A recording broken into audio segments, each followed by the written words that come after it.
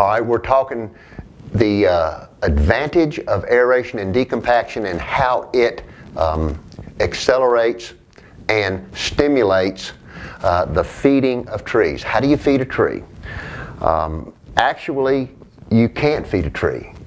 What you can do is provide elements next to the roots, and in order to do that, you've got to create the air spaces for these elements to be placed next to the roots. And these elements have to be converted, digested, and put into a form that the trees can readily absorb and take up into their systems. The difference between organic and chemical primarily is chemical fertilizers are readily available in their current form to be taken up by the trees more so than an organic form of humates, earthworm castings, or sea kelp, which has to be broken down and further digested and more slowly released over a period of time.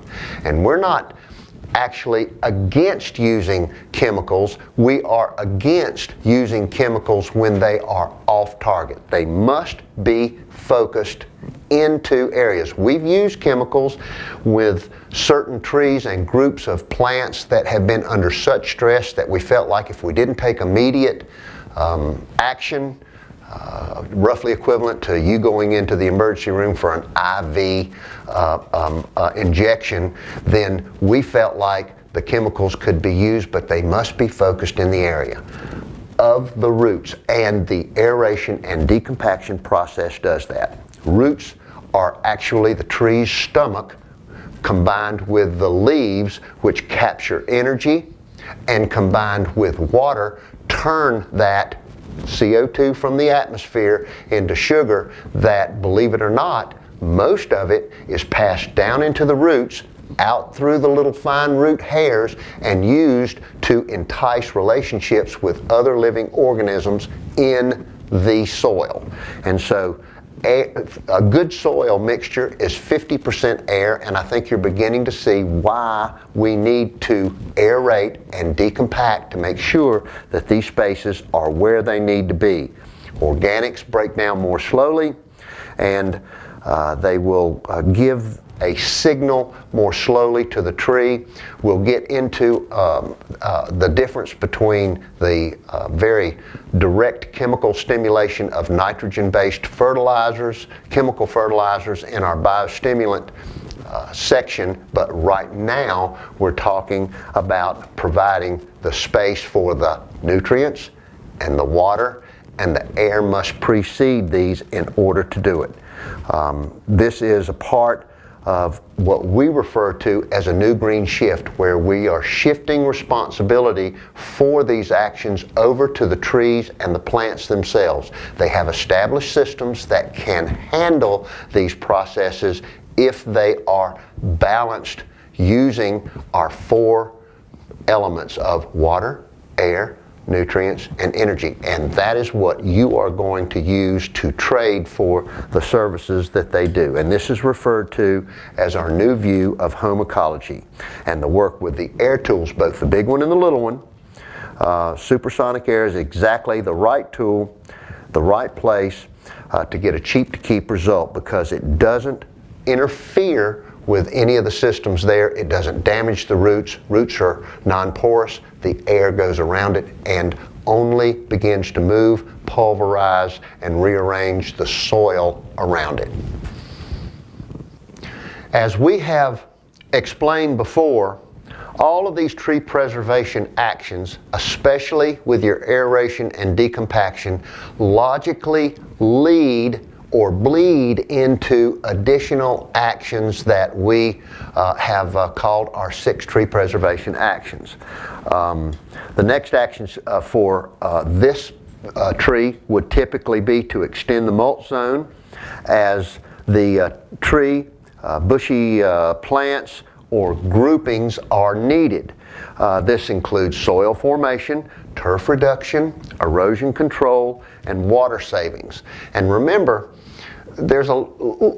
people are so reluctant to give up their grass at certain times. Tell them that when we began to soil formation and aeration and decompaction, at any time they want to reclaim that with turf in the future, if water restrictions should be lifted and the weather gets better and things should change or ownership should change and they want to have a new wrinkle to their designed ecosystem, none of this is permanent. It can always be reversed. And so at this point, I would tell you business owners, our contractors, please educate your operators, the people that are out there in the customer's designed ecosystems, to tell this same story when asked by the customer.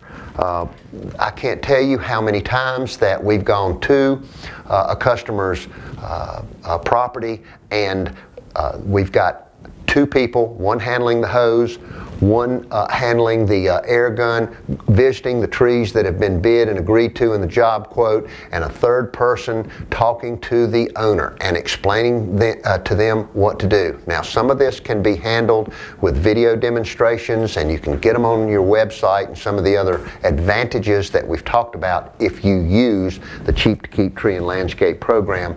But it's worth mentioning that the way you bill and the way you handle these customers is going to have a huge effect on how they add additional services on. Your use of the tree preservation actions and the capacity that you introduce to this designed ecosystem to become cheap to keep is going to be a major story that you will begin to educate your customer to as time goes on. They're not going to get the whole story all at once and absorb it. You're going to have to give it to them little bit by little bit. And the only additional caveat that I can add to this is that if you don't have the big gun, which we've talked about with the 375 CFMs, it's going to take a little longer.